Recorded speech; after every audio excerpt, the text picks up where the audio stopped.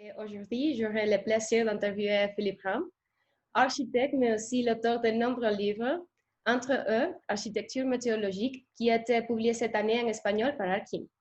Bienvenue Philippe et merci d'avoir accepté notre invitation. Merci à vous, c'est un plaisir.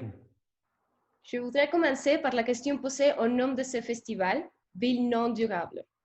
Alors, comment penser une ville durable au vu de la crise économique, politique, sociale actuelle, quand s'ajoutent les conditions imposées par la pandémie? Alors, je dirais que la question de la ville, il y a une longue histoire pour expliquer le phénomène de la ville, parce que au début, la ville, c'est juste en fait l'endroit, le grenier, l'endroit où on vient conserver les céréales quand tous les paysans autour travaillent dans les champs et ils ont un endroit pour conserver ça. Et dans l'histoire, en fait, ça s'est fait un peu comme ça. La ville s'est constituée comme un grenier, un lieu de stockage du blé qui a progressivement grandi plus il y avait une aisance alimentaire. C'est-à-dire qu'au début, en fait, il y a les prêtres, les religieux qui gèrent les stocks de blé, l'administration. Il y a les militaires qui surveillent le blé, qui le défendent. Et puis, il y a les paysans qui produisent le blé, les céréales. Et en fait, plus il y a d'alimentation, plus il y a eu de bourgeois, des personnes qui ont vécu à côté de la production du blé, de la surveillance du blé, si on veut, plus il y a eu d'aisance, plus cette population-là a grandi jusqu'au moment où c'est le phénomène actuel, c'est que dans les villes aujourd'hui, il n'y a plus de stockage de blé. Enfin, c'est plus que les bourgeois, c'est plus en relation avec l'alimentation. Donc, je dirais que le phénomène urbain, en fait, les problèmes urbains qu'il y a aujourd'hui, c'est que c'est essentiellement des populations non plus agricoles, non plus industrielles comme au 19e siècle, c'est plutôt des populations de services. Et donc, on peut même s'interroger sur la pertinence de la question de la ville. Donc, pour expliquer les problèmes des villes, c'est aussi, il faut les relier aussi dans la question de la raison d'être des villes elles-mêmes. Et on le voit avec le virus. En fait, tout d'un coup, c'est le phénomène, il se passe à New York. Hein. On a entendu que les gens sont partis de New York et ils commencent à vouloir acheter des maisons ou à s'installer dans les banlieues, hein, ou à la campagne. En France, il y a eu un phénomène aussi comme ça, des Parisiens qui avaient les moyens, les riches, qui ont pu partir et s'installer à la campagne.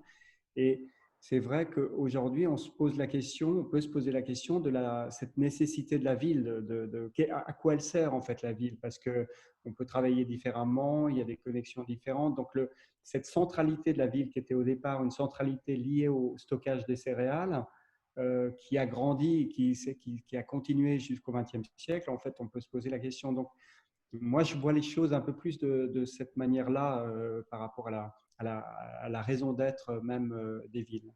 Ensuite, je dirais, si on est plus, si on veut répondre de manière plus directe à la question des villes, aujourd'hui, comment faire? Je dirais que il y a la question effectivement, alors c'est quelque chose qui est très fort en Europe, hein, des questions climatiques, de canicule, de chaleur, de pollution de l'air qui font que la ville du XXe siècle, elle pose problème aujourd'hui. Donc il y a une nécessité de repenser les formes de la ville par rapport à ces questions climatiques, notamment par exemple pour échapper à la surchauffe, aux heat waves qu'il y a dans les villes actuelles. Voilà, donc par rapport au virus aussi, effectivement, il y a, c'est une stratégie qui était déjà là au temps des Romains en Europe, enfin, de l'Empire romain. En fait, quand il faisait trop chaud en ville ou quand il y avait des épidémies, les gens quittaient la ville, quoi. Ils partaient à la campagne. C'était aussi le cas aussi quand il y a eu la peste. Donc, il y a ce phénomène qui se passe on quitte parce que les épidémies se transmettent, plus on est nombreux, enfin, plus il y a de risques d'échange, et donc les gens ils quittent pour avoir moins de risques d'échange. Donc, je dirais que c'est toute la question de la ville qui est posée de manière un peu plus large par rapport par rapport à ça. Et puis peut-être une dernière chose aussi, c'est la position des villes. Et ça, dans l'histoire, on voit qu'il y a des moments où la ville change de localité. C'est-à-dire que, par exemple, la ville des peuples, des Vikings, des Normands, elle était très au nord au Moyen Âge. Et puis progressivement, quand il y a eu le refroidissement, parce qu'il y a eu le Little Ice Age, le petit refroidissement climatique à partir de 1315 jusqu'en 1900, enfin, jusqu'au XVIIIe siècle, il y a eu un moment où la température globale de la planète a baissé. Et donc, les populations, elles avaient plus, il faisait trop froid. Les poissons dont ils se nourrissaient ont descendu vers le sud, et eux, ils ont aussi descendu vers le sud. C'est-à-dire que l'ancienne capitale qui était à Trondheim, au Danemark, ils se sont déplacés pour aller jusqu'à Copenhague, beaucoup plus au sud.